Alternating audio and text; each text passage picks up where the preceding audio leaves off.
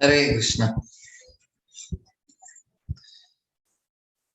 ओम अज्ञानातिमिरान्धस्य ज्ञानाञ्जनशलाकया चक्षुरुन्मीलितं येन तस्मै श्रीगुरवे नमः। हरे कृष्ण।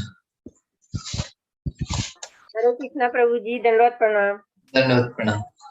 हरे कृष्णा प्रभु जी, दंडवत प्रणाम। दंडवत प्रणाम। हरे कृष्णा प्रभु जी, दंडवत प्रणाम।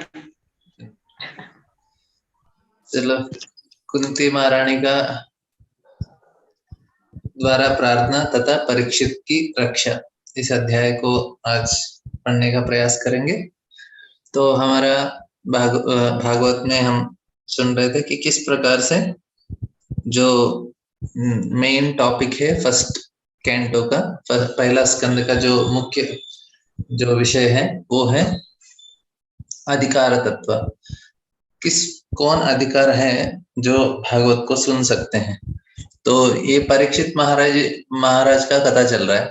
तो परीक्षित महाराज का कथा पढ़ने से पहले सुत गोस्वामी पहले क्या कर रहे हैं, पहले वे परीक्षित के पूर्वजों के बारे में बता रहे हैं। कुंती महारानी, भीष्मदेव, पांडव, इन सारे लोगों के बारे में बता रहे हैं, क्योंकि वो बताना चाहते हैं कि किस कुल में उनका जन्म हुआ, कैसे परिवार था उनका। तो इसलिए उनका क्या अधिकार है भागवत सुनने के लिए। तो पहला अधिकार तत्व हम समझने के लिए, तो इधर हमने पिछले चैप्टर में देखा, 7वें अध्याय में द्रौपदी का जो महान गुण है उसको हमने समझने का प्रयास किया। फिर अर्जुन का और युधिष्ठिर, नकुल, सहदेव, सारे लोगों का।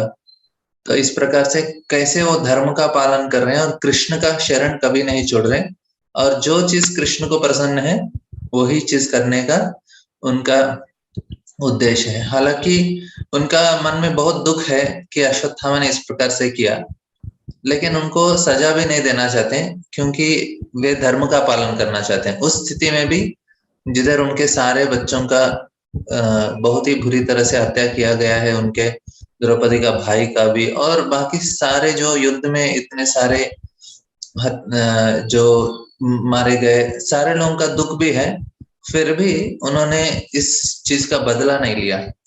बदले का भाव नहीं है उनके अंदर, वो धर्म का पालन करना चाहते हैं। तो इसलिए युद्ध भी हुआ और धर्म को स्थापित करने के लिए हुआ। बदले की भावना है थोड़ा बहुत द्रौपदी के अंदर, क्योंकि दुशासन ने उनका अपमान किया था, उनके बालों को खींचा है। लेकिन वे जब इधर देखेंगे अश्वत्थामा का जब हुआ, लेकिन उनके अंदर बदले का भावना नहीं था। बोले छोड़ दीजिए, क्योंकि क्षत्रिय को मार सकते हैं लेकिन ब्राह्मण को नहीं मारना चाहिए, क्योंकि दुशासन को मारना सही था क्योंकि वो क्षत्रिय था और उसने गलत भी किया। लेकिन जब ब्राह्मण को आता है, हालांकि वो गलत करते हैं, फिर भी उनको क्षमा करना चाहिए, उनको मृत्युदंड नहीं देना चाहिए। किसी और तरीके से उनको शिक्षा दे सकते हैं, उनको पनिशमेंट दे सकते हैं, लेकिन उनको मृत्युदंड नहीं दिया जा सकता है। तो इस धर्म का उन्होंने ठीक तरह से पालन किया। तो अभी देखेंगे कि अभी कृष्ण, इतना धर्म पालन करने वाले जो पांडव है, उनके लिए कृष्ण क्या कर रहे हैं।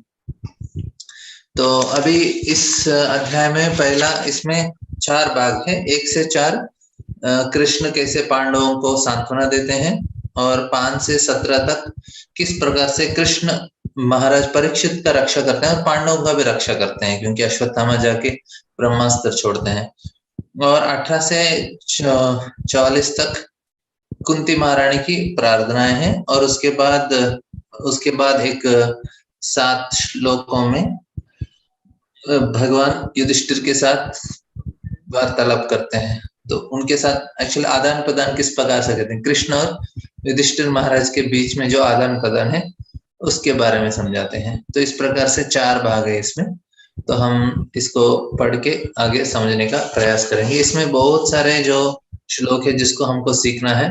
तो 18 से जो 44 तक जो श्लोक है उसमें बहुत सारे हमको सीखने के लिए हैं।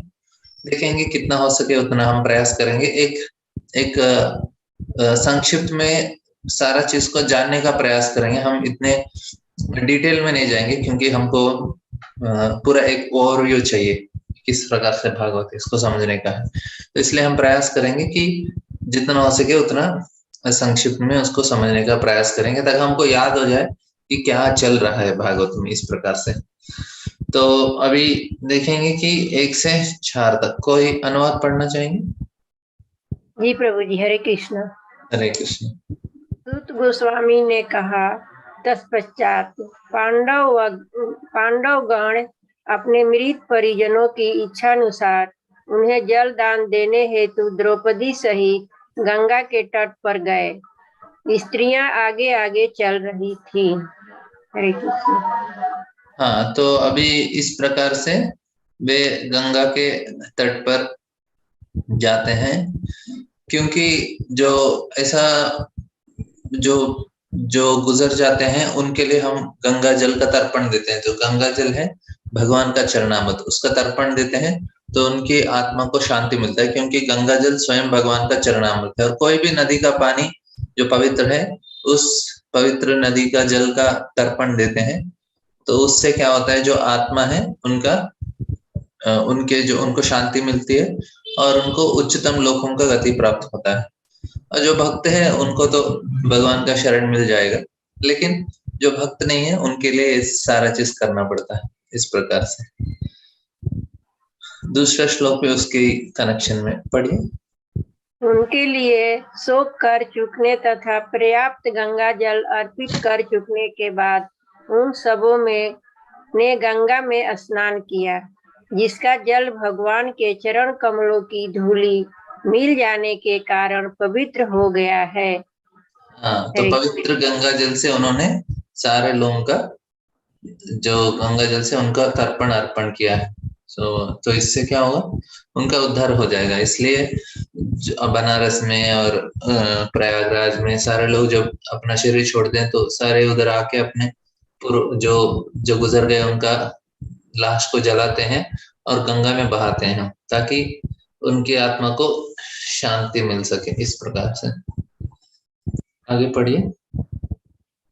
वही कुरुवंशियों के राजा महाराज युधिष्ठिर अपने छोटे भाइयों धृतराष्ट्र, गांधारी, कुंती तथा द्रौपदी सहित बैठ गए।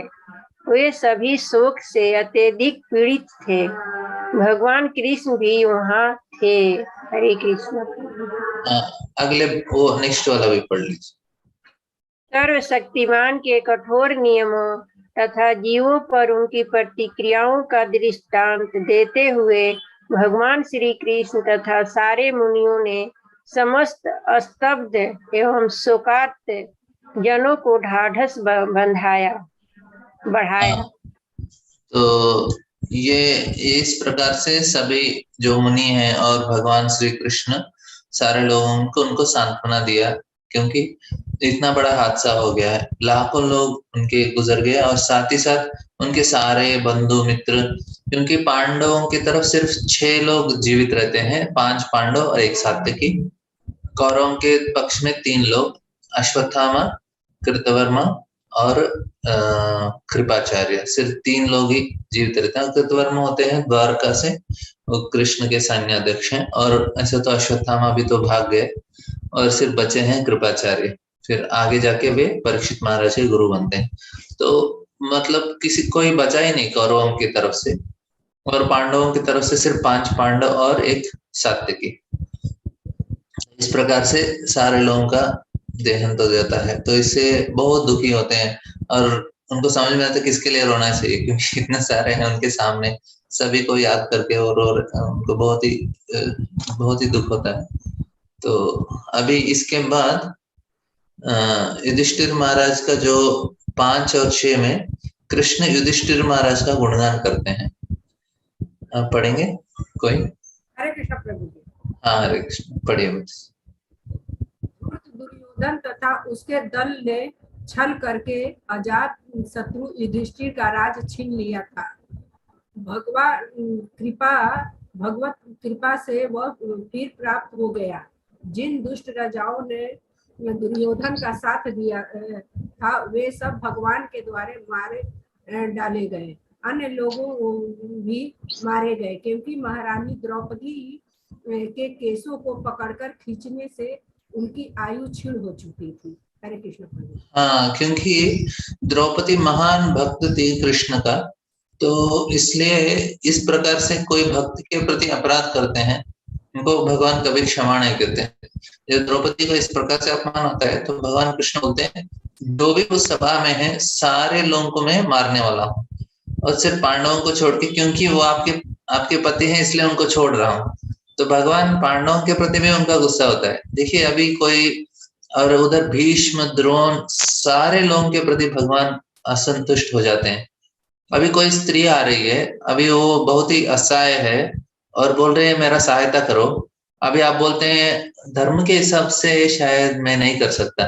तो ये यहाँ धर्म का क्या होता है? अरे एक निस्सहाय स्त्री है आपके सामने, रो रही है और पैर पड़ के गिड़-गिड़ कर रो रही है, और आप बोलते हैं धर्म का पालन करना चाहिए।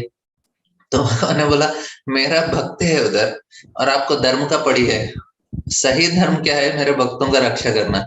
तो इसलिए जब प्रहलाद को भी जब सारे देवता आते हैं जो हिरण्यकशिपु को मारने के बाद, तो ये नरसिंह देव भगवान सारे देवताओं के ऊपर गुस्से हो जाते हैं, उनके ऊपर क्रोध आता है उनको कि मेरा भक्त प्रहलाद उसको इतना तकलीफ दे रहा है उनका पिताजी, आप कोई भी आए नहीं आगे उसको रक्षा करने के लिए। तो भगवान को गुस्सा आता है। तो इसी प्रकार भगवान को इस स्थिति में सारे लोगों के ऊपर भगवान क्रोधित हो जाते हैं। इसलिए कोई भी बचा नहीं उसमें, जो भी सभा है सिर्फ विदुर को छोड़ के, क्योंकि उधर उधर से चले जाते हैं, वे एक्चुअली उसका खंडन करते हैं, बोलते नहीं ये सही नहीं हो रहा है, तो चले जाते हैं उधर से। इसलिए विदुर को छोड़ के सारे के सारे लोग जो सभा में, असत सभा में सारे मर जाते हैं। एक्चुअली अश्वत्थामा भी उसके खिलाफ बोलते हैं कि बोलते हैं सही नहीं हो रहा है, तो इसलिए वो भी बच गया थोड़ा। और शायद कृपाचार्य को भगवान ने बख्श दिया, लेकिन कोई भी नहीं बचा। बोलते पांडवों को छोड़ा क्योंकि वे द्रौपदी के पति है, नहीं तो भगवान उनको भी क्षमा नहीं करते थे। तो भगवान के भक्तों को किसी तरह से तकलीफ देना वो सही नहीं है, और भगवान उससे बहुत क्रोधित हो जाते हैं और किसी को क्षमा नहीं करते। हालांकि भीष्मदेव इतने महान भक्त हैं, तो जब एक कहानी आती है कि जब तो इस प्रकार से बहुत सारा कहानियां जिसमें हम समझ सकते हैं कि भगवान बहुत क्रोधित हो जाते हैं अपने भक्तों को, किसी ने कुछ किया तो भक्तों के प्रति अपराध नहीं करना चाहिए, और आपको किसी के प्रति कुछ नहीं करना चाहिए, लेकिन भक्तों के प्रति और भी हम लोग सतर्क होना चाहिए इस प्रकार से। तो अगला श्लोक में भी, तो इधर इसका तात्पर्य पढ़ेंगे कोई? जी प्रभु जी, हरे कृष्ण। हाँ पढ़िए। गौरवपूर्ण दिनों में या कलयुग के आगमन के पूर्व ब्राह्मण, गाय, स्त्री, बालक तथा वृद्ध पुरुषों की समुचित रक्षा की जाती थी।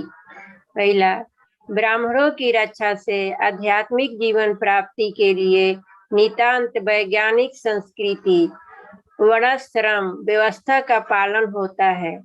दूसरा, गायों की रक्षा से भोजन का चमत्कारी रूप अर्थात जीवन के ऊंचा दर्शों को समझने के लिए मस्तिष्क के सूक्ष्म तंतुओं को बनाए रखने वाला दूध मिलता रहता है।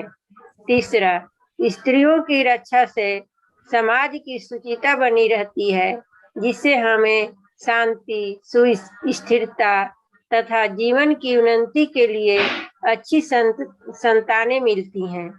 हाँ, 1 मिनट में 3 समझाता हूँ फिर आगे पढ़ेंगे। तो ब्राह्मणों को रक्षा करने से क्या होता है?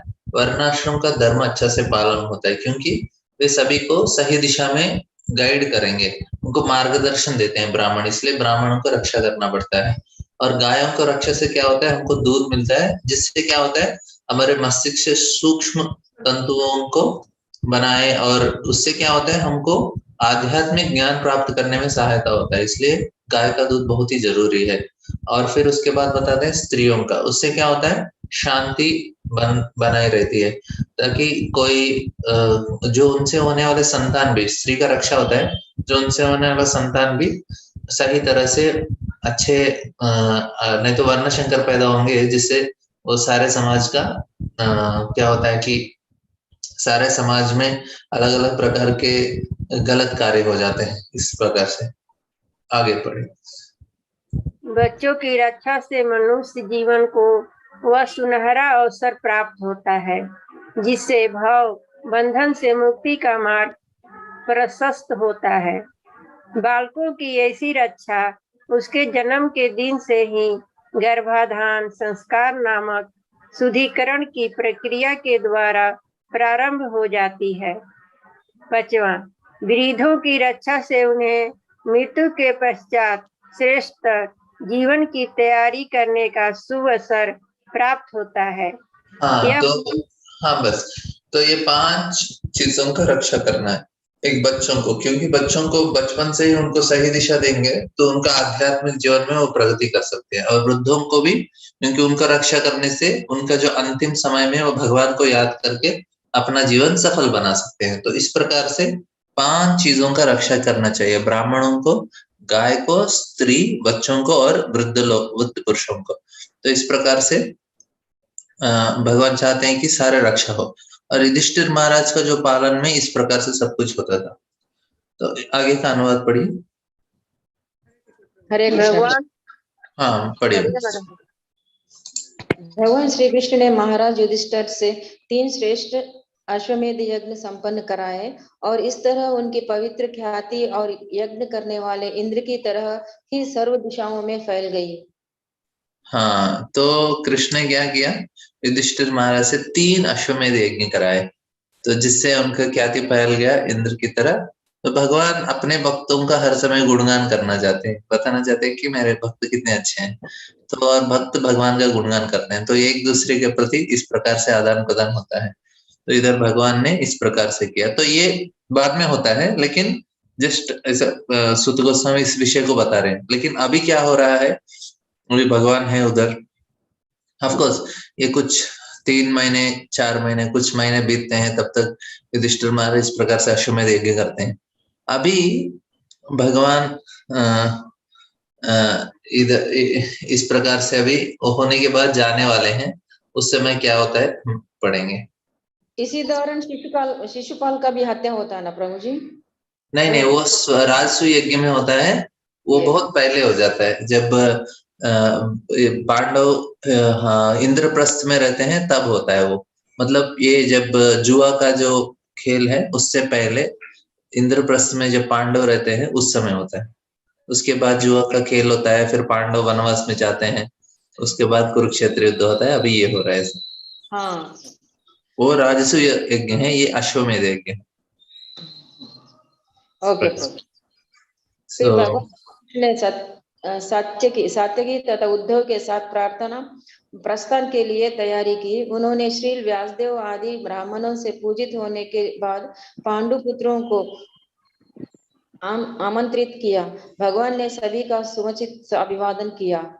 हाँ, तो अभी पुतिन यज्ञ करने के बाद भगवान अभी निकलने के लिए तैयारी हो गए, क्योंकि अभी भगवान बहुत सारा टाइम वो हस्तिनापुर में बिताते हैं अपने भक्तों के साथ। हालांकि वो द्वारका में अपने रानियों के साथ हैं, लेकिन पांडवों के साथ रहना भी भगवान को बहुत अच्छा लगता है। तो कुरुक्षेत्र युद्ध हुआ, अभी इतना सारा हादसा हो गया कि इतने सारे मर गए, तो पांडव बहुत ही दुखी थे। तो भगवान ने बहुत समय उनके साथ बिताया ताकि उनको शांत किया जाए, और साथ ही साथ वे युधिष्ठिर महाराज के साथ ये अश्वमेध यज्ञ भी कराना चाहते हैं ताकि उनके राज्य का जो समृद्धि है वो बढ़ जाए इस प्रकार से।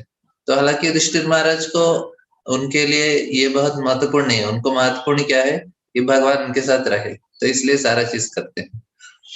तो ये 2 श्लोकों में भगवान किस प्रकार से निकल रहे हैं, कोई पढ़ेंगे? हरे कृष्णा प्रभु जी। हरे ज्यों ही वे द्वारका प्रस्थान के लिए रथ पर सवार हुए, त्यों ही उन्होंने भयभीत उत्तरा को तेजी से उनकी ओर आते हुए देखा। हाँ, तो उत्तरा तुरंत भागते हुए उनके पास आती है, बोलते हैं उत्तरा उवाचा पाहि पाहि महायोगिन देव देव जगतपते नायं त्वत् अभयं पश्ये यत्र मृत्युम परस्परम। सो बोलते हैं पाहि पाहि महायोगिन देव देव जगतपते।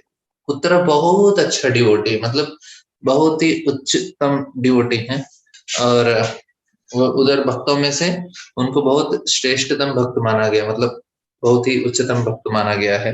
तो वे आते हैं क्योंकि उनके गर्भ से परीक्षित महाराज आते हैं, तो इतने महान भागवत का जन्म होता है उत्तरा से, तो माँ भी इतना क्वालिफाइड होना चाहिए, क्योंकि इतना महाभागवत को जन्म देना मतलब वो माँ का भी बहुत अच्छे गुण होना चाहिए। तो इधर उत्तरा आती हैं कृष्ण के पास दौड़ते दौड़ते, और इस प्रकार से प्रार्थना करती है कि नान्यम तो अभयम पश्येत, मुझे अभय दीजिए। तो इसका अनुवाद पढ़ेंगे कोई? उत्तरा ने कहा, हे देवाधिदेव, हे ब्रह्मांड के स्वामी, आप सबसे महान योगी हैं, कृपया मेरी रक्षा करें, क्योंकि इस द्वैतपूर्ण जगत में मुझे मृत्यु के पास से बचाने वाले आपके अतिरिक्त अन्य कोई नहीं है। हरे कृष्णा प्रभु। हाँ, तो ये सही अंडरस्टैंडिंग है। देखिए उधर पांडव हैं, भीम हैं, अर्जुन हैं और बहुत सारे लोग होंगे, लेकिन उत्तरा को पता है एक ही व्यक्ति हमको बचा सकते हैं, और पांडव को सभी को पता है एक ही व्यक्ति हमको बचा सकते हैं, वो है सिर्फ कृष्ण। सो और कृष्ण, तो अभी कृष्ण पूछेंगे, ओ आप अपने जीवन के लिए प्रार्थना कर रहे हैं मेरे लिए? तो उत्तरा बोलते हैं नहीं नहीं नहीं। तो आगे श्लोक में क्या बोलते हैं? हे प्रभु, आप सर्वशक्तिमान हैं। एक दहकता हुआ लोहे का बाण मेरी ओर तेजी से आ रहा है। मेरे प्रभु, यदि आपकी इच्छा हो तो यह मुझे भले ही जला दे, लेकिन यह मेरे गर्भ को जलाकर गर्भपात न करे। हे प्रभु, कृपया मेरे पर इतना अनुग्रह करें। हरे कृष्ण। हाँ, देखिए उत्तरा अपने लिए प्रार्थना नहीं कर रही है, वो बोले आपका पहले क्या बोल रहे हैं? यदि आपका इच्छा हो तो ये बहुत जरूरी है समझना। जब हम भगवान से प्रार्थना करते हैं, बोलना है कि भगवान यदि आपका इच्छा हो तो मेरे लिए ये होना चाहिए। तो हमको समझना चाहिए भगवान का इच्छा जैसा है वैसा होना चाहिए, हमारी इच्छा से नहीं होना चाहिए। ये सही भक्त का लक्षण है। तो जीसस क्राइस्ट को उनको सूली पे चढ़ा देते हैं, तो पहला दिन रात में भगवान से प्रार्थना करते हैं। उनको समझ में आता है कि उनको सूली पे चढ़ाने वाले हैं, लेकिन वो भगवान से क्या प्रार्थना करते हैं? भगवान, मैं क्यों आप इस स्थिति में मुझे लेके आए, मुझे इससे बचाइए। लेकिन फिर बोलते हैं ठीक है, यदि आपका इच्छा है तो आपकी इच्छा ही होने दीजिए। तो इस प्रकार से वो प्रार्थना करते हैं भगवान को, जो आपका इच्छा हो वो ही चाहिए बस। तो इधर भी उत्तरा भी इसी प्रकार से बात प्रार्थना करते हैं, यदि आपका इच्छा हो तो। देखिए इतना भगवान स्वयं है, और आप मृत्यु आने वाला है सामने, तो तुरंत बोल सकते हैं भगवान बचा लीजिए, लेकिन वो बोल रहे हैं आपका इच्छा है तो ये बचा लीजिए, नहीं तो मैं सही हूँ। और वो बोल रहे हैं कि मेरा शरीर जलने दीजिए, लेकिन जो मेरा गर्भपात है वो नहीं होना चाहिए, मुझे अपने बेटे का रक्षा करना है, वो भी आपका इच्छा है तो ये सही भक्त का लक्षण है। देखिए कितने महान भक्त हैं उत्तरा भी, द्रौपदी, उत्तरा। इस प्रकार से हमको भक्तों का जो गुण है उसमें समझ में आता है कि कभी भगवान को कुछ डिमांड नहीं करते, उनको समझ में आता है कि हम भगवान का सेवा करना चाहिए, हम भगवान से कुछ लेना नहीं चाहिए। भगवान जो हमको चाहिए वो अपने आप दे देंगे, जब हम भगवान को सेवा करते रहेंगे। योगक्षेम वहां में भगवान बोल रहे हैं आपको जो चाहिए मैं देखभाल करूंगा ना। हम पूछ सकते हैं, ऐसा गलत नहीं है, लेकिन भगवान बोलते हैं आप कुछ चिंता मत करो, जो चाहिए मैं दे दूंगा, और सही जो चीज है वो हमारे जीवन में होने वाला है। इस प्रकार से तो इधर बोलते हैं कि 11 से 14 तक फिर भगवान किस प्रकार से ब्रह्मास्त्र से परीक्षित महाराज को बजाते हैं। एक्चुअली ब्रह्मास्त्र अश्वत्थामा ने पांडवों के दिशा में भी पांडवों को मारने के लिए और परीक्षित दोनों को मारने के लिए भेजते हैं। आगे पढ़िए। हरे कृष्णा प्रभु जी। सूत गोस्वामी ने कहा, उसके वचनों को धीरज के साथ सुनकर अपने भक्तों के प्रति सदैव अत्यंत वात्सल्य रहने वाले भगवान श्री कृष्ण तुरंत समझ गए कि द्रोणाचार्य के पुत्र अश्वत्थामा ने पांडव वंश के अंतिम वंशज को समाप्त करने के लिए ब्रह्मास्त्र छोड़ा है। हाँ, तो निर्भीज करना चाहते थे। देखिए अभी जो भीम ने कहा वो सही हो रहा है भीम ने कहा इसको छोड़ना नहीं चाहिए, करेगा, लेकिन पांडव सिर्फ धर्म का पालन करना चाहते हैं, और भगवान ने देखा इसने धर्म का पालन किया तो मेरा जिम्मेदारी है अभी उनका रक्षा करने का। हालांकि धर्म का पालन करने से उनका स्थिति और मतलब वो बहुत ही इस प्रकार के थोड़ा जटिल स्थिति में वो फंस गए, लेकिन भगवान बोलते हैं देखो आपने धर्म का पालन किया, अभी मेरा जिम्मेदारी मैं आपको बचा दूंगा। तो इधर अगला श्लोक भी पढ़िए। हे महान विचारकों, में अग्रिम सौनक जी उस दहकते हुए ब्रह्मास्त्र को अपनी ओर आते देख के पांचों पांडव ने अपने अपने पांचों हथियार संभाले। हरे कृष्ण। हाँ, तो पांडव भी क्योंकि तैयार नहीं थे, वो ब्रह्मास्त्र आ रहा है, उनको भी समझ में आ रहा है कुछ दूर से एक अस्त्र आ रहा है उनके ऊपर, तो तुरंत अपने हथियार निकाले, लेकिन उससे कुछ होने वाला नहीं है। तो भगवान समझ गए कि अभी इनका कोई रक्षा नहीं कर सकता, तो फिर भगवान उतर जाते हैं फील्ड में।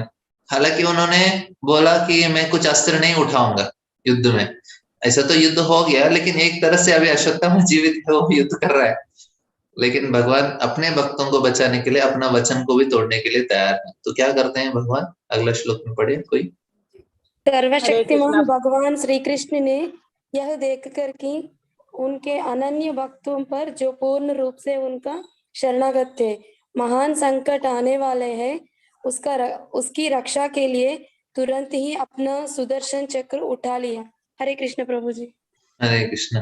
तो ये किस प्रकार से भगवान ने बचाया, इसको 12वां अध्याय में 7 से लेके 11 श्लोक में और भी विस्तार से बताया जाता है, लेकिन इधर एक संक्षिप्त में बताते हैं 13 और 14वें श्लोक में।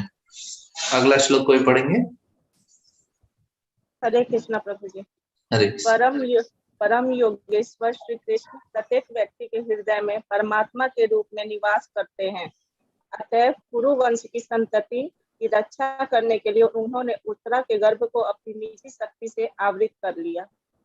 हाँ, तो ये भगवान परमात्मा के रूप में है, तो अंदर ही अंदर उन्होंने, क्योंकि बाहर कृष्ण है, अंदर फिर उनका काम कैसे होगा, तो अंदर परमात्मा के रूप से उन्होंने ब्रह्मास्त्र को निष्फल बना दिया। तो इस प्रकार से भगवान अभी आगे भी बताते हैं कि भगवान ने इस प्रकार से अपने निज शक्ति से आवृत कर लिया, निज शक्ति से। तो भगवान बहिरंग शक्ति नहीं, अंतरंग शक्ति से परीक्षित को बजाते हैं। तो मतलब परीक्षित महाराज उत्तरा के गर्भ से इतने भाग्यशाली हैं, स्वयं भगवान आते हैं उनका रक्षा करने के लिए, ऑफ कोर्स उनकी माँ का प्रार्थना सुनते हुए, लेकिन इस प्रकार से देखेंगे तो परीक्षित भी बहुत ही भाग्यशाली हैं। तो हम सुन रहे थे कि पहला स्कंद क्या है, अधिकार तत्व। तो परीक्षित महाराज कितने अधिकार हैं, देखिए परीक्षित महाराज को अंत में श्रृंगी श्राप देते कि आप 7 दिन में अपना शरीर छोड़ देंगे, एक तक्षक नामक एक सांप आके आपको मारने वाला है। तो इस प्रकार से जब परीक्षित महाराज को श्राप दिया जाता है, तब भगवान उनको रक्षा के लिए नहीं आते, इधर गर्भ में उनका रक्षा के लिए आए थे, उस समय नहीं आए, क्योंकि भगवान चाहते हैं कि भागवत का प्रकटीकरण हो। तो परीक्षित महाराज को इस्तेमाल करके भगवान भागवत का सारे लोगों को हमारे लिए भागवत दे रहे हैं, तो इसलिए ये समझना चाहिए। तो इस प्रकार से तो इधर ये 2 श्लोकों में भगवान बताते हैं कि किस प्रकार से। अभी आगे का श्लोक में भगवान अपने जो शक्ति का उसके बारे में समझाते हैं सुत गोस्वामी, भगवान का शक्ति। कोई पढ़ेंगे। कहा गया है कि दिव्य जज्वालायमान प्रभा ब्रह्म ज्योति भगवान श्री कृष्ण पर आश्रित है। दूसरे शब्दों में ब्रह्म तेज भगवान की किरणों के अतिरिक्त और कुछ नहीं होता। जिस प्रकार की सूर्य किरणों सूर्य के गोले से ही निकली किरणें हैं, अतएव यह ब्रह्मास्त्र भी यद्यपि भौतिक रूप से आमुख था, किंतु भगवान के परम तेज से पार नहीं पा सका। हाँ, तो इस प्रकार से हम देखेंगे कि कैसे भगवान का जो अंग का कांति है, मतलब भगवान बोलते हैं यस्य प्रभा प्रभुतो जगदंड कोटि कोटि सुशेष वसुधादि विभूति बुद्धम ब्रह्म निष्कलम अनंतम अशेष भूतम। तो भगवान का शरीर का कांति है वो ब्रह्म ज्योति है। तो इस प्रकार से हमको समझना चाहिए कि भगवान का अंग कांति है, तो भगवान ने उस चीज को आराम से उन्होंने उसको शांत कर दिया। तो अगला श्लोक कोई पढ़ेंगे। हरे कृष्ण। हाँ, हे ब्राह्मणों, हे इसे गुह तथा अच्युत भगवान के कार्यकलापों में विशेष आश्चर्यजनक मत सोचो। वे अपनी दिव्य शक्ति से समस्त भौतिक वस्तुओं का सृजन, पालन तथा संहार करते हैं, यद्यपि वे स्वयं अजन्मा है। हरे कृष्ण। हाँ, तो भगवान अजन्मा है, तो तो हमको ये बहुत आश्चर्यजनक बात नहीं है, क्योंकि भगवान ये सारी चीज आराम से कर सकते हैं।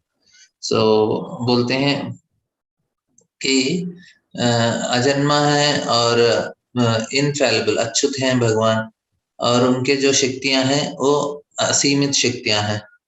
तो सृष्टि का जो संचार और उसका निर्माण और उसका अंत सब कुछ भगवान ही कर रहे हैं। तो अभी से ये हमारा एक पार्ट हो गया इस अध्याय का। अभी से दूसरा सेक्शन शुरू होता है, जिसमें कुंती महारानी की प्रार्थना। तो इधर भगवान ने परीक्षित को बचाया। इसका विस्तार से हमको 12वें अध्याय में फिर बताया जाता है, क्योंकि परीक्षित महाराज का जन्म बताते हैं उसमें, तो उसमें और विस्तार से हम सुन सकते हैं सर। तो अभी हम लोग कुंती महारानी की प्रार्थना के ऊपर ध्यान देंगे। तो कोई पढ़ेंगे? इस प्रकार ब्रह्मास्त्र के विकिरण से बचकर भगवान की भक्त सती कुंती ने अपने 5 पुत्रों तथा द्रौपदी सहित घर के लिए प्रस्थान करने को उक्त श्री कृष्ण को इस तरह संबोधित किया। हाँ, अभी भगवान कृष्ण को संबोधित कर रहे हैं। तो ये बहुत ही महत्वपूर्ण प्रार्थना है।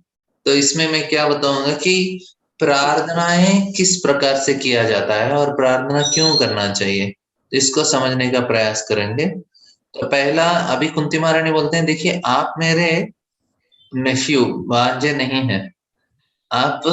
तो शुरू करते हैं। तो इधर से कुंती प्रार्थना, पहला प्रार्थना हम बोलेंगे, श्री कुंती उवाचा श्री उवाच नमस्ते पुरुषं त्वाद्यम् नमस्ते पुरुषं त्वम् ईश्वरं प्रकृते परम् ईश्वरं प्रकृते परम् अलक्ष्यं सर्वभूतानां लक्ष्यं अलक्ष्यं सर्वभूतानाम् अंतर्बहिरवस्थितम्। अंतर्बहिरवस्थितम्। तो बोलते हैं नमस्ते पुरुषं त्वाद्यम्, तो आप आदि पुरुष हैं। और बोलते हैं ईश्वर प्रकृते परम, और आप सब कुछ नियंत्रण है और ये प्रकृति के अतीत हैं। प्रकृति के नहीं है आप, हम लोग ये प्रकृति में हैं, लेकिन भगवान इसके अतीत हैं। और अलक्षण सर्वभूतानाम, तो आप किसी को दिखाई नहीं देते, अलक्षण दिखते नहीं है, और जीवों को स्पेशली हमको समझ में नहीं आएगा, भगवान दिखते नहीं। और अंतर बहिर्वस्थितम, बोलते हैं आप बाहर भी हैं अंदर भी हैं। तो बहुत सारा ऐसा चीज है। अभी तो आज हम थोड़ा मैं कुछ विषय बताऊंगा कि किस प्रकार से हमको प्रार्थनाएं करना चाहिए, प्रार्थना का क्या मकसद होता है, इसको समझने का प्रयास करेंगे थोड़ा देर तक, क्योंकि ये हमारे लिए बहुत ही नेक्स्ट श्लोक अभी अच्छा है। ऑफकोर्स बहुत सारा पूरा श्लोक हमको सीखना चाहिए, लेकिन ये बहुत ही महत्वपूर्ण है। तो इसमें कुंती महारानी बहुत ही सुंदर प्रार्थना है। तो हमको क्या बता रही है कि किस प्रकार से एटिकेट, किस प्रकार से हमको भगवान के पास निकट जाना चाहिए। इस क्या बोलते हैं, जो नियम है, एटिकेट मतलब हमको कुछ संस्कार किस प्रकार से होना चाहिए हमको भगवान के पास जाने के लिए, तो इस चीज को बता रहे हैं। तो बोलते हैं प्रार्थना मतलब हम लोग भगवान के साथ संबंध बनाए रखने का प्रयास कर रहे हैं। प्रार्थना मतलब क्या होता है, भगवान के साथ संबंध बनाए रखना। तो क्या होता है, हम प्रार्थना से भगवान को महसूस कर सकते हैं और फिर उनका जो समाधान है उसको भी महसूस कर सकते हैं। कुंती महारानी सिखा रही है कि किस प्रकार से भगवान एक व्यक्ति हैं, उनके साथ कैसे संबंध बनाए रखना। कैसे होता है कि लोग अभी भूल गए कि किस प्रकार से लोगों के साथ वार्तालाप करना चाहिए, तो लोग कुछ भी कर रहे हैं, लेकिन भगवान के साथ भी उसी प्रकार से होना चाहिए।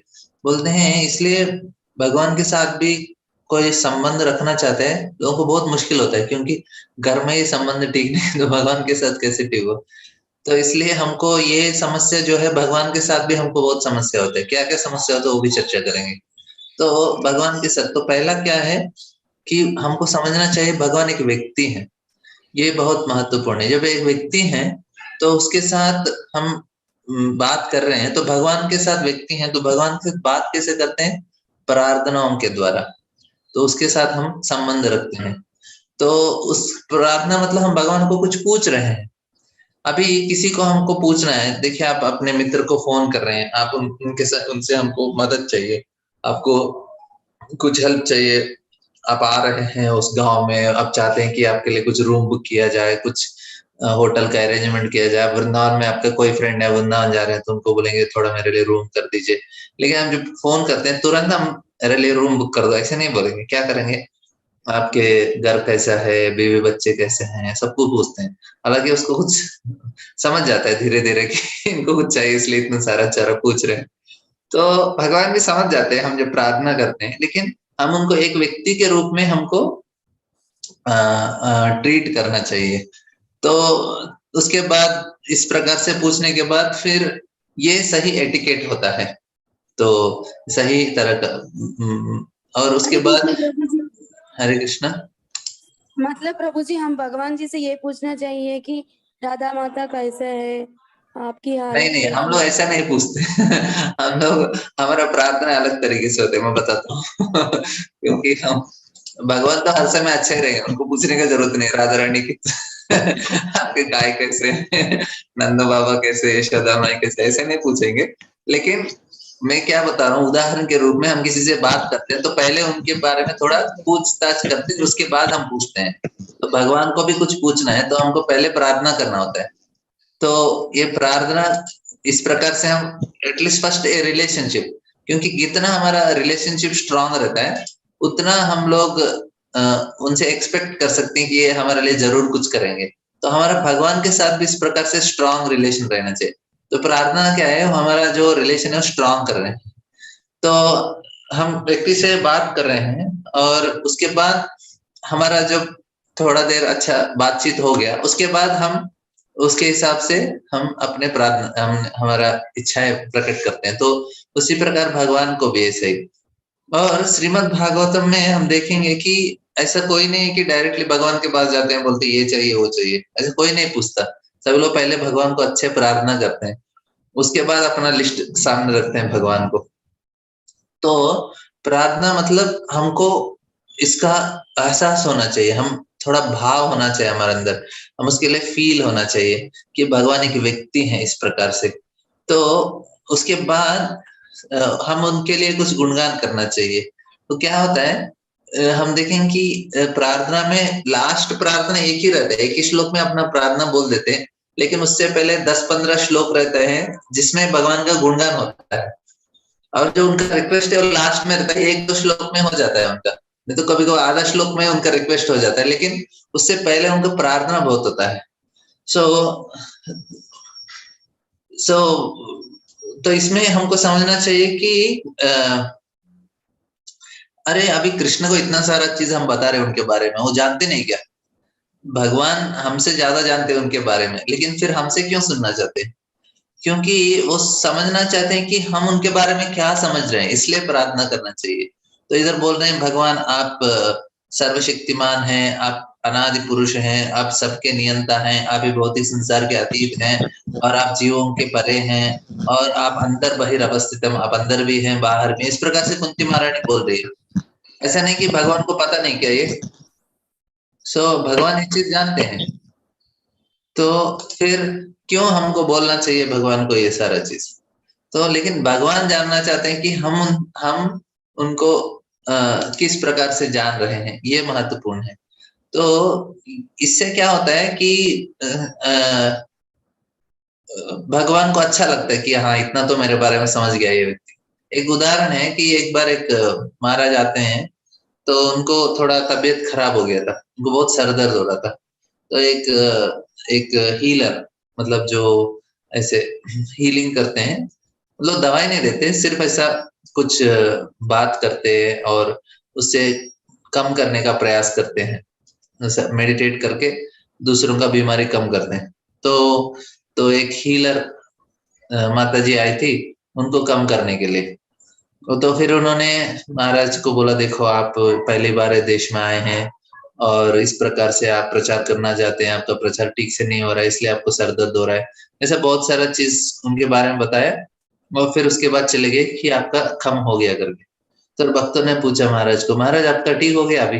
महाराज बोले कुछ नहीं हुआ। फिर महाराज बोले, भक्त ने पूछा, महाराज इतना देर आपने क्यों सुना उनसे, हालांकि वो ठीक नहीं हुआ, आपने इतना देर क्यों सुना? वो बोल रहे थे। महाराज बोले, मैं जानना चाहता हूँ मेरे बारे में क्या जानती है, तो इसलिए मैं सुना। तो भगवान भी उसी प्रकार से वो जानना चाहते हैं कि हम उनके बारे में क्या जानते हैं, इसलिए जब हम उनके बारे में प्रार्थना करते हैं उनको अच्छा लगता है।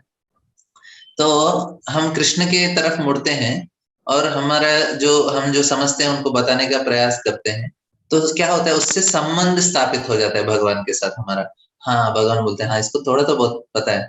और इससे क्या होता है कि व्यक्ति, हम समझना चाहिए कि भगवान व्यक्ति हैं, और ऐसा नहीं कि हम लोग, बहुत बार ऐसा समस्या कहाँ आता है, हमको लगता है ठीक है ऐसा कुछ हवा में प्रार्थना करना चाहिए, वो व्यक्ति को हम लोग एड्रेस नहीं कर रहे हैं और समझते हैं कि एक ऐसा मूर्ति लगाया है, बस वो भगवान नहीं है, और नहीं तो ऐसा कुछ मैकेनिकल है, ऐसा कुछ करना चाहिए।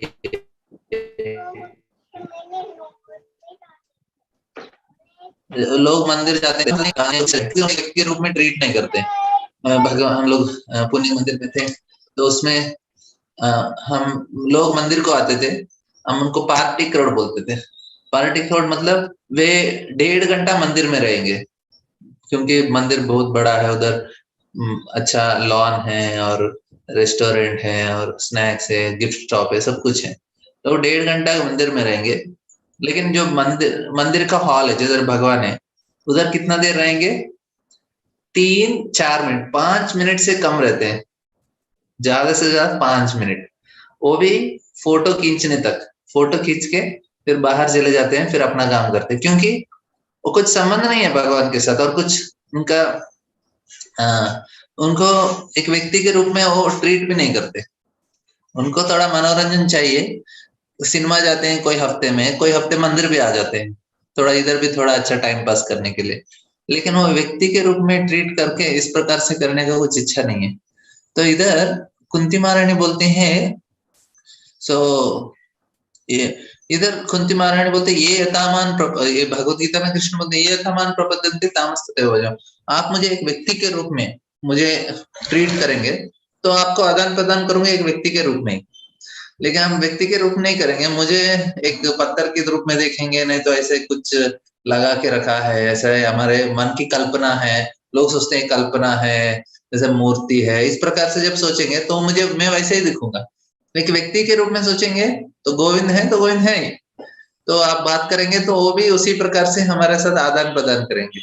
तो कुंती महारानी तो इस प्रकार से उनके हृदय में भावना, क्योंकि आपको स्वयं कृष्ण है उनके सामने,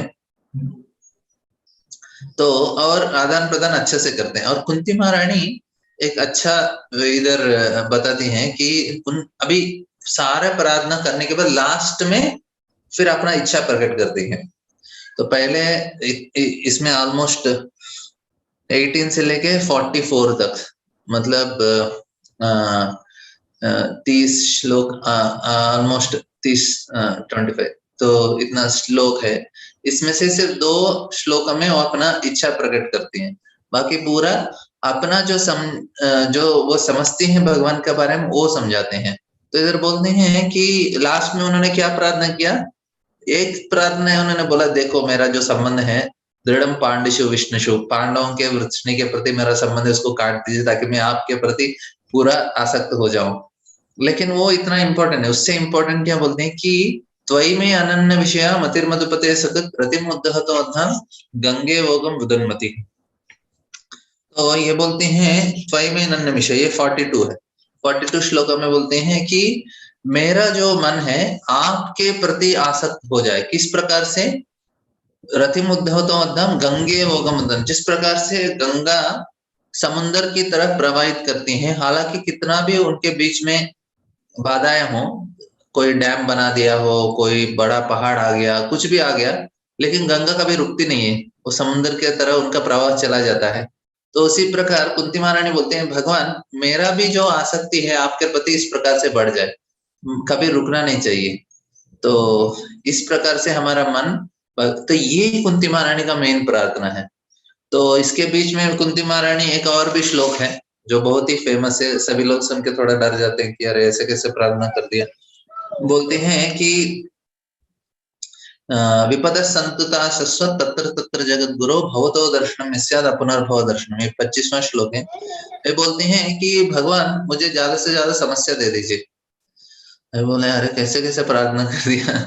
लेकिन वो प्रार्थना ये चाहिए करके नहीं बोल रही है, वो बोल रही है उनका समझावट बोल रही है एक तरह से। बोले भगवान जब आपके जो कुंती महारानी का पूरा प्रार्थना में एक बहुत ही महत्वपूर्ण चीज है, ऊपर से सभी समझने का, तो हम शायद अगले हफ्ते इसको और विस्तार से समझने का प्रयास करेंगे। एक महत्वपूर्ण चीज है जो कुंती महारानी हर समय प्रार्थना में, हर वो क्या बोलते हैं उसको, बेसिस, जिस आधार पर उन्होंने पूरा प्रार्थना किया, बोलते हैं विनम्र होना चाहिए। जो व्यक्ति विनम्र है वही भगवान को समझ सकते हैं, वही सही तरह से प्रार्थना कर सकते हैं और भगवान की कृपा प्राप्त कर सकते हैं। तो इसमें विपद संतुता शश्वत बोलते हैं, अरे ये तो कुंती महारानी का प्रार्थना है। वो बोल रहे हैं कि भगवान मुझे ज्यादा से ज्यादा समस्या दे दीजिए, ताकि आप समस्या होता है तो मैं आपका चिंता करूंगी, फिर उससे क्या होगा, मैं अपुनर्भव दर्शनम, आपका जब चिंता हो रहा है, आपको मैं दर्शन कर रही हूँ, आपका स्मरण कर रही हूँ, तो फिर से मैं भव संसार में आने की जरूरत नहीं पड़ेगा। अब बोलेंगे अरे क्या इतना बहुत ही भयंकर प्रार्थना है, कौन ऑलरेडी इतने सारे समस्या है जीवन में, और कौन मांगेगा आगे का समस्या। कुंती महारानी बोलती हैं कि वो समस्या नहीं, इधर मेन पॉइंट क्या है, जब हमारे जीवन में कुछ इस प्रकार से तकलीफ होता है तो हम बहुत ही विनम्र हो जाते हैं, बोलते हैं हाँ भगवान अभी तो मैं कुछ नहीं कर सकता है। उत्तरा ने किस प्रकार से प्रार्थना किया, पाहि पाहि महायोगिन देव देव जगतपते, तो नान्यम तुम शरणम बश्येत, आपके सिवा और कोई नहीं मुझे बचा सकता है। तो भगवान चाहते हैं कि हम उनके पास इस प्रकार से आ जाए, लेकिन प्रॉब्लम क्या होता है कि हम हर समय, जब तक हमारा सब कुछ ठीक चल रहा है, तो अच्छा सूरज उग रहा है और सब कुछ ठीक चल रहा है, तो हमारे अंदर घमंड आ जाता है, अभी क्या है भगवान के पास जाने का, देखेंगे कुछ प्रॉब्लम आए तो भगवान के पास जाएंगे। तो लोगों के अंदर इस प्रकार का घमंड और अहंकार होता है। इसलिए भगवान जब तक हम अपने घुटने पे गिरकर दोनों हाथ जोड़ के भगवान अभी और कोई नहीं है आप ही हैं, तो उस समय भगवान आ जाते हैं। लेकिन भगवान चाहते हैं कि हम उस प्रकार से प्रार्थना करें, लेकिन क्या होता है हमारे जीवन में सब कुछ अच्छा चल रहा है तो भगवान इतने याद नहीं आते। इसलिए कबीर बोलते हैं, दुख में सुमिरन सब करे, दुख में करे न कोई, सुख में सुमिरन करे, दुख काहे को होए, है ना। तो इस प्रकार से तो कुंती महारानी उसी चीज को बता रही हैं कि दुख आता है तो आपका ध्यान अच्छा से होगा, इससे हमारे लिए फायदा है। हालांकि हर सिचुएशन हमारे जिंदगी में, भौतिक दुनिया में, हर पदम पदम यत विपदम न तेषाम, प्रहलाद महाराज बोलते हैं कि हर पद में विपद है, हम समझ नहीं पाते, लेकिन इसलिए हम लोग को भगवान का शरण लेना चाहिए। तो जो व्यक्ति विनम्र है, नम्रता से भगवान के शरण में जाते हैं, तो उनको अच्छे से समझ भी पाते हैं। तो इसमें ये कुंती महारानी का सिंबल है, सिंबल मतलब वो जो उनके सारे प्रार्थना इसी में ध्यान है कि हमको विनम्र होना चाहिए, तभी जाके हम लोग भगवान को समझ सकते हैं। तो बोलते हैं तत्र तत्र जगत गुरु, और उसे हम विनम्र। एक बार बोलते हैं कि एक यूरोप में एक शहर में पूरा उनका गैस का पाइप टूट गया था। तो फिर क्योंकि बहुत ही ठंडा होता है, बिना गैस का उनका घर में बिजली नहीं होता है, बिजली नहीं होता तो फिर वो ठंडी बढ़ जाती है, तो लोग नहीं रह पाते। तो सारे लोगों को एक ही जगह आना पड़ा, और जब सारे लोग एक ही जगह आ गए, फिर एक दूसरे के साथ बहुत अच्छा व्यवहार करने लगे क्योंकि फिर उनको कुछ चारा नहीं है, एक दूसरे के साथ रहना पड़ेगा जब तक वो ठीक नहीं होगा, और अच्छे से व्यवहार करने लगे, अच्छे रहने लगे। क्यों? क्योंकि निस्सहाय हो गए। अभी उनको लगा कि एक दूसरे का, क्योंकि सारे लोग एक दूसरे का रहेंगे तो थोड़ा गर्मी बढ़ता है तो बच जाएंगे वो। तो इसी प्रकार भगवान कभी कभी इस स्थिति क्रिएट करते हैं ताकि हमको उनके पास लेके जाने के लिए। हालांकि ऐसा स्थिति तो भौतिक दुनिया में हर समय है, लेकिन जब भक्त कभी अच्छे से प्रार्थना करते हैं कि भगवान आप ही चाहिए, तो भगवान उसको सीरियसली ले लेते हैं। तब हमारे जीवन में कभी लगता है अरे क्या मैं भक्ति में आने के बाद इतना प्रॉब्लम क्यों हो रहा है, मैंने भगवान ने थोड़ा ज्यादा सीरियसली ले लिया आपका आपको खींच कर लेके आ रहे हैं उनके पास। तो क्या होता है कि इस दुनिया में कैसे है कि जब भगवान कुछ गड़बड़ करते हैं तो हमको उनके ऊपर गुस्सा आ जाता है, और हम घमंडी होने के कारण कुछ थोड़ा घमंड होता है सभी के अंदर थोड़ा बहुत, तो इसलिए भगवान के ऊपर गुस्सा आता है और इसमें भगवान को ठीक तरह से प्रार्थना नहीं कर पाते। वो बोलते हैं कि अ, पहला समस्या क्या है कि सभी लोग भगवान से दूर हो गए हैं, और दूसरा चीज क्या है, वे वे समझ नहीं पाते कि इतना दुख क्यों हो रहा है भौतिक दुनिया में, और इस और भगवान इम्पार्शल है, मतलब पक्षपात नहीं दिखाते भगवान, बहुत ही न्यूट्रल है। समोहम सर्वभूतेषु, भगवान समान है सभी के, तो ये समझना चाहिए। लेकिन लोग क्या करते हैं, देखिए मैं थक गया अभी मंदिर जाके, कि मैं एक ऐसा कभी कभी हम बात करते रहते हैं, वो बोला देखो मैं थक गया, मैं भगवान के पास बचपन से मैं प्रार्थना कर रहा था, लेकिन भगवान ने सब कुछ मुझे उल्टा ही किया, अभी मैं भगवान के पास जाने का कुछ इच्छा नहीं है। तो इस प्रकार से सारे लोगों का मनोभाव रहता है। लेकिन और भगवान नहीं है बोल देते हैं, कुछ लोग डायरेक्टली भगवान के सामने बोल देते हैं कि भगवान नहीं है। तो इस प्रकार का रिसेंटमेंट, मतलब उनके हृदय के अंदर इस प्रकार के भगवान के प्रति नफरत पैदा हुआ है, तो इससे दूर जाना चाहिए। एक बार एक महाराज बोल रहे थे, जर्मनी में वो प्रचार करते हैं, तो जर्मनी में कैसा होता है जब प्रचार करते हैं तो जर्मनी वाले जब सुसाइड करने का प्रयास करते हैं और उसमें असफल हो जाते हैं, फिर भक्तों के पास आते हैं भक्त बनने के लिए क्योंकि उनका जीवन में कुछ हुआ नहीं, अंततः तो उन्होंने सोचा ठीक है सुसाइड करके मर जाएंगे, लेकिन उसमें भी कभी कभी फेल हो जाते हैं लोग, फिर भक्तों के पास आते हैं। मतलब इसमें समझने का क्या है कि हम लोग भगवान से दूर हैं, इसलिए हम समस्या है, फिर भगवान के पास जाएंगे सब कुछ ठीक हो जाएगा, क्योंकि वो सब कुछ ठीक है। हमको भगवान से एक्चुअली भगवान बहुत ही समान है। अभी देखिए एक चक्रवाका करके एक पक्षी रहता है, तो वो पक्षी कैसा है कि शाम के टाइम पे वे अपने जो साथी है उससे बिछड़ जाता है। हर रोज ऐसा होता है, शाम में वो बिछड़ जाते हैं, क्योंकि अंधेरे में उनको दिखता नहीं, दूर हो जाते हैं। जब सूरज आता है तो तुरंत एक दूसरे को मिल लेते हैं, तो उसको बहुत अच्छा लगता है। सूरज आता है तो उनको सूरज की जय बोलते हैं, क्योंकि वो मिल सकते हैं और साथ में रहते हैं। लेकिन जब रात आता है तो बिछड़ जाते हैं, अंधेरे में उनको दिखता नहीं है। तो सुबह वो अच्छा से गाते हैं और सब कुछ खेलते हैं, वो जो भी करते हैं। तो लेकिन अभी कुछ उल्लू को देखेंगे, उसको सूरज जब उगता है उसको तकलीफ हो जाता है, क्योंकि ठीक से दिखता नहीं उसको, उसको रात में बहुत अच्छा लगता है। अभी वो बोले सूरज जिंदाबाद नहीं है, अभी सूरज तो न्यूट्रल है, लेकिन हमारा जो परिस्थिति के हिसाब से अलग अलग स्थितियां हैं। तो भगवान बारिश, बारिश कैसा है, बारिश आपके पास आम का बीज है, आप धरती में लगाएंगे तो आपको आम का पेड़ आएगा बारिश से, और किसी के पास कोई इस पर गांजा का कोई पेड़ है तो गांजा निकल रहा है उससे। लेकिन अब बारिश को दोष नहीं दे सकते, अरे आपके पास बीज ऐसा है, आम का है नहीं तो गांजा का है, तो वही बाहर निकलेगा ना। तो हम भगवान को कैसे दोष दे सकते हैं, भगवान हर समय न्यूट्रल, समोहम सर्वभूतेषु, भगवान मतलब मैं तो न्यूट्रल हूँ, मैं किसी को न मैं द्वेष्टोस्ति न प्रिय, हमें किसी पर द्वेष नहीं है, प्रेम नहीं है, मैं तो न्यूट्रल होता परमात्मा के रूप में। ऑफकोर्स भक्तों के प्रति थोड़ा पार्शलिटी दिखाते हैं भगवान। तो और दूसरा विषय है कि ऐसा बहुत सारे हम देखते हैं, बहुत सारे हादसा होता है, लोगों को बहुत तकलीफ होता है समझने के लिए, लेकिन हर समय समझना चाहिए कि भगवान हमारे अच्छे भलाई के लिए कर रहे हैं। तो पहले हमारा जो भगवान के साथ जिस प्रकार से हमारा कोई क्या बोलते हैं मन का मोटा होना, मतलब भगवान के साथ कोई डिस्टर्बेंस है उसको सेटल कर लेना चाहिए। तो क्योंकि कोई भी प्रश्न पूछता है क्यों क्यों क्यों क्यों, मतलब एक ही प्रश्न पूछ रहे हैं क्यों मैं दुखी हूँ, तो ये प्रश्न समझा।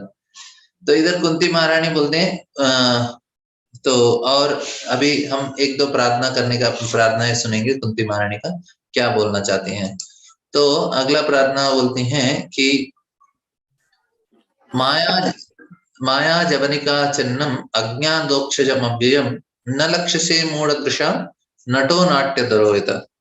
बोलते हैं माया जवनिका चन्नम, कोई अनुवाद पढ़ेंगे? जी प्रभु जी, हरे कृष्ण। हरे सीमित इंद्रिय ज्ञान से परे होने के कारण आप ठगनी शक्ति माया के पर्दे से ढके रहने वाले शाश्वत अव्यय तत्व हैं। आप मूर्ख दर्शक के लिए ठीक उसी प्रकार अदृश्य रहते हैं जिस प्रकार अभिनेता के वस्त्र पहना हुआ कलाकार पहचान में नहीं आता। हरे कृष्ण। हाँ, जिस प्रकार से अभिनेता ने वस्त्र पहना है तो कलाकार को समझ नहीं पाते, पहचान नहीं पाएंगे, क्योंकि वो कोई बूढ़े व्यक्ति का, नहीं तो एक अच्छा सुंदर स्त्री का ऐसा कभी पहन लेते हैं तो कभी पहचान नहीं पाते। तो उसी प्रकार कुंती महारानी बोलते हैं, भगवान आप भी माया जवनिका चिन्ह, तो आप माया से ढके हुए हो इसलिए आपको कोई देख नहीं पा रहा है, और हमारे इंद्रियों के परे हो। अज्ञादोक्षयम अव्ययम, अदोक्षज मतलब अक्षज मतलब इंद्रिया, आप इंद्रियों के परे हैं इसलिए समझ नहीं पा रहे, और अव्ययम आप किसी से प्रभावित नहीं है, और न लक्ष्य से मूढ़ दृश्यम, जो मूर्ख लोग हैं वो तो कभी समझ ही नहीं पाएंगे आपको। और किस प्रकार से नटो नाट्य दरोहता, जिस प्रकार से अभिनेता के वस्त्र पहना हुआ तो उसको समझ नहीं पाएंगे, उसको हम लोग पहचान नहीं पाते। तो इसी प्रकार भगवान आपको भी कोई पहचान नहीं पाता। तो हालांकि भगवान उनके सामने हैं, तो कुंती महारानी बोलते हैं, देखिए मैं तो पहचान पा रही हूँ लेकिन सारे लोग आपको पहचान नहीं सकते, क्योंकि दुर्योधन ने नहीं पहचाना, बहुत सारे शिशुपाल और बहुत सारे असुर है, कृष्ण सामने आने पर भी पहचान नहीं पा रहे थे। तो इस प्रकार से तो ये चीज कुंती महारानी बोलती है। और एक आज के लिए और एक प्रार्थना हम लोग सुन लेंगे, कुंती महारानी को बोलते हैं, ये बहुत अच्छा प्रार्थना है, आप लोग भी इसको याद कर लीजिए, मेरे पीछे दोहराइए। तथा परमहंसानां तथा परमहंसानां मुनीनां अमलात्मनां मुनीनां विमलात्मनां भक्ति योग विधानार्थं भक्ति योग विधानार्थं कथं पश्येमहि स्त्रियः। कथं पश्येमहि स्त्रियः। तो बोलती हैं कि तथा परमहंस, अनुवाद पढ़ेंगे कोई, फिर मैं समझाऊं। हाँ प्रभु, आप उन्नत आध्यात्मिक वादियों तथा आत्मा एवं पदार्थ में अंतर करने में सक्षम होने से शुद्ध बने विचारकों के हृदय में भक्ति के दिव्य ज्ञान का प्रसार करने के लिए एवं स्वयं अवतरित होते हैं, तो फिर हम स्त्रियां आपको किस तरह पूर्ण रूप से जान सकती है। तो बोलते हैं कि तथा परमहंसानां, देखिए मुनीनाम अमलात्मनाम, जो मुनि है अमलात्मा है, अमलात्मा मतलब जिनका कोई किसी प्रकार का मल ना हो हृदय में, वो अमल आत्मा है, उनका आत्मा में कुछ मल नहीं है। और परमहंस है, परमहंस मतलब जो करते दूध और पानी दिया तो उसको पानी को छोड़ के सिर्फ दूध को स्वीकार करती है। तो जो परमहंस है वो इस दुनिया में सही चीज को स्वीकार करते हैं। तो अब इस प्रकार के जो लोग हैं, परमहंस हैं, मुनि हैं और अमलात्मा है, तो वे आपको जान सकते हैं। तो और लेकिन अभी हम और भक्ति योग विधानार्थम, तो कथम पश्येमहि स्त्रियः, आप अवतरित हुए हैं भक्ति का प्रचार करने के लिए, और किसके बीच में भक्ति का, परमहंस, मुनि, अमलात्मा, उनके बीच में आप भक्ति का प्रचार करने के लिए आप अवतरित हुए हैं। कथम पश्येमहि स्त्री, मैं स्त्री हूं, आपको कैसे जान सकती हूँ। तो बोलती हैं कि जो मेरे भाई हैं, उसके बाद बोलती हैं, तो इसमें मुनि, अमलात्मा और परमहंस, ये लोग के लिए आपने प्रचार किया, लेकिन मैं नहीं जानती। लेकिन इधर कुंती महारानी सब कुछ बता देते कृष्ण के बारे में, हालांकि वो बोल रहे हम नहीं जानते, लेकिन वो सब कुछ जानती है, क्योंकि उनके हमने पहले देखा था कुंती महारानी का क्या योग्यता है, उन्होंने पूरा जीवन भक्तिमय सेवा में समर्पित किया है, इसलिए वो भगवान को जान पा रही है। तो हमारे लिए यही महत्वपूर्ण विषय है समझने का कि कुंती महारानी का योग्यता क्या है, कि वे भगवान का उन्होंने अपना जीवन समर्पित किया भक्ति में। तो हमको भी इस प्रकार से जीवन समर्पित करना है भक्ति में और समझने का प्रयास करना है। किसी को कुछ प्रश्न है अभी तक का? हरे कृष्ण प्रभु जी। हरे हरे कृष्ण प्रभु कृष्ण। प्रभु जी, वो हाँ, आप बताइए ना, हम दूसरी तरह से जैसे कि भगवान के हालचाल पूछने की प्रार्थना, वो हम भगवान को किस तरह करना है? हाँ, हम लोग भगवान का हालचाल पूछने की जरूरत नहीं है। अभी कुंती महारानी जो प्रार्थना करती है ना, तो वो प्रार्थना हम रिपीट करना चाहिए। भगवान को बोलना चाहिए, भगवान आप परमहंस और भक्ति योग विधानार्थम कथम पश्ये में, वो रिपीट किया तो उसको समझ के रिपीट करना चाहिए, क्योंकि कुंती महारानी जिस जो चीज बोला उसी को हम रिपीट करना चाहिए। उसके बाद भीष्मदेव का प्रार्थना आता है, उसको समझ के उसको रिपीट करना चाहिए। प्रहलाद महाराज प्रार्थना करते हैं, उसको समझना चाहिए, उसको रिपीट करना चाहिए, क्योंकि हम खुद से प्रार्थना नहीं बनाना चाहिए, क्योंकि हमको समझता नहीं है भगवान। उनके प्रार्थनाओं के द्वारा हम प्रार्थना करेंगे, भगवान और खुश हो जाएंगे, अरे मेरे भक्तों का प्रार्थना इसने रिपीट किया, तो भगवान और ध्यान से हमको देखेंगे। तो हमको जरूरी नहीं कि भगवान को पूछने का, हमको पूछना है मतलब हम भगवान के बारे में बताना चाहिए, देखो भगवान मैं आपके बारे में ये चीज जानता हूँ, हालांकि हम इसको जानते नहीं है लेकिन उसको रिपीट कर सकते हैं। तो प्रार्थना मतलब हमको रिपीट करना चाहिए, जो महान आचार्यों ने, गुरु ने, जिन्होंने प्रार्थना किया है, उस प्रार्थनाओं को हमको सिर्फ रिपीट करना पड़ता है इस प्रकार से। ठीक है, ठीक है प्रभु जी।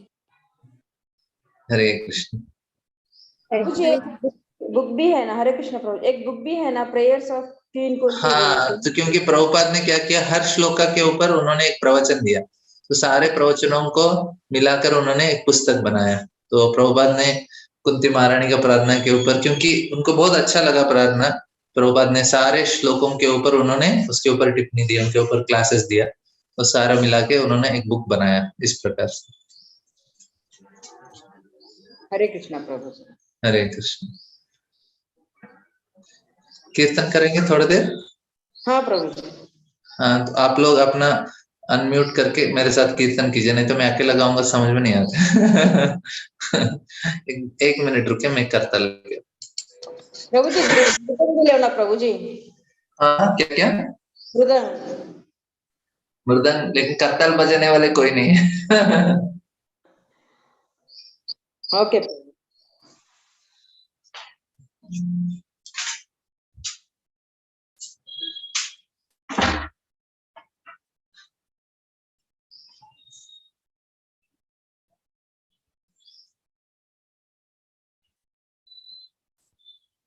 You are not joining class.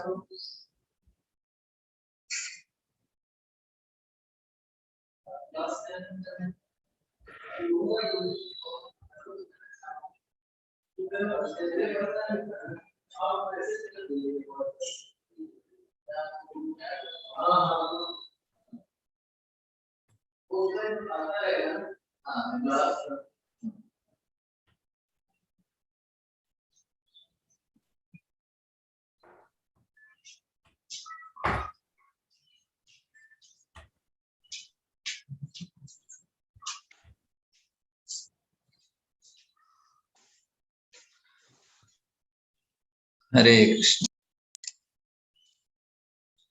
Hare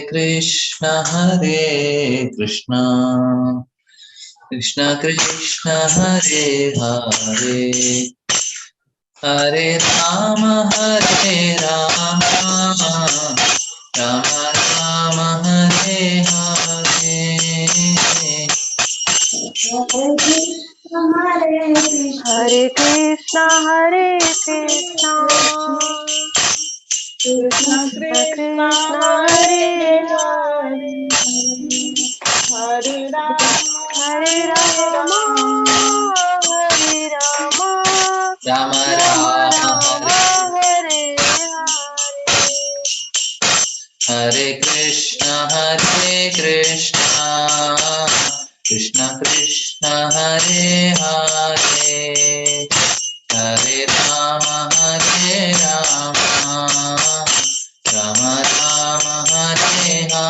Hare Hare. हरे कृष्ण कृष्ण कृष्ण हरे, हरे राम राम हरे राम हरे हरे। राम हरे हरे, हरे कृष्ण कृष्ण कृष्ण हरे कृष्ण हरे, कृष्ण हरे हरे राम हरे राम राम राम हरे राम हरे। राम हरे हरे हरे कृष्ण कृष्ण कृष्ण कृष्ण हरे हरे हरे राम राम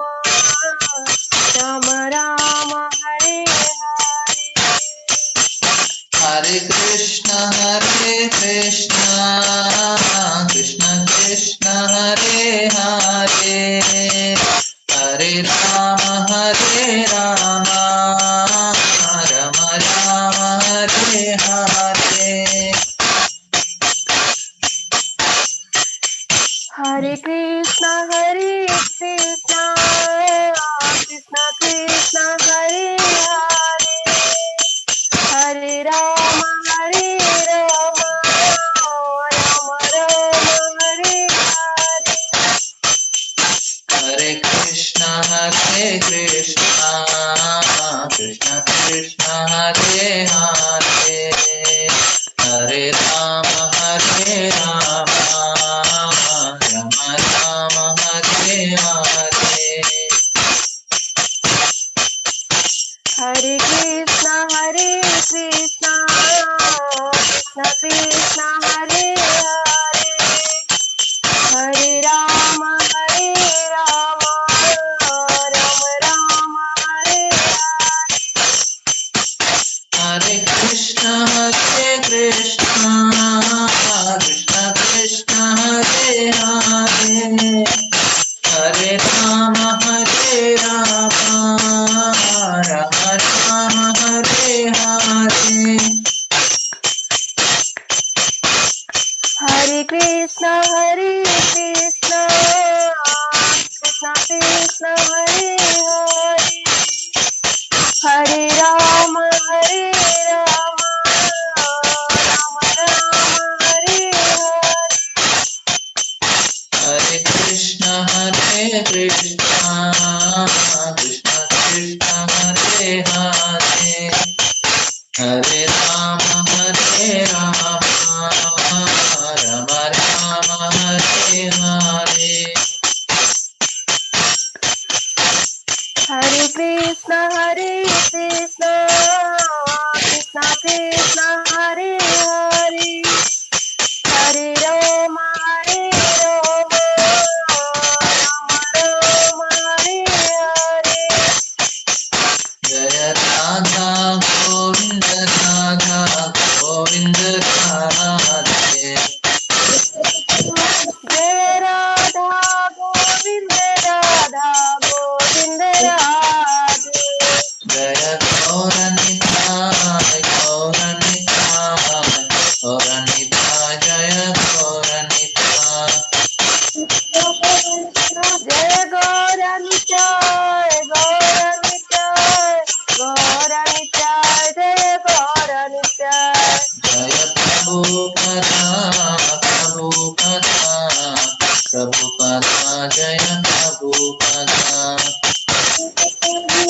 जय प्रभुपदा जय प्रभुपदा। जय प्रभुपदा जय प्रभुपदा।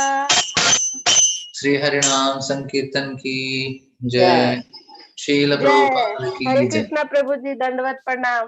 हरे कृष्णा दंडवत प्रणाम। आज किसी गया कि आज भी लेट जा रहा था। हाँ थोड़ा थोड़ा जा रहा था अभी। प्रभु जी दंडवत प्रणाम। दंडवत प्रणाम माता जी। हरे कृष्ण। अरे प्रभु जी सबको अनम्यूट करने के लिए बोले थे तो सारे लोग म्यूट कर लिए थे। हाँ क्योंकि आपका आवाज थोड़ा लेट आ रहा था, सभी लोग आपका और मेरा दोनों का ही सुन रहे थे। अच्छा मेरा ठीक। लेट आ रहा था, मुझे यहाँ से पता ही नहीं चलता, मैं तो आपके साथ गाती हूँ, पता नहीं नेटवर्क प्रॉब्लम हो गया है। नहीं नहीं चलेगा, अच्छा ही है। हरे कृष्ण।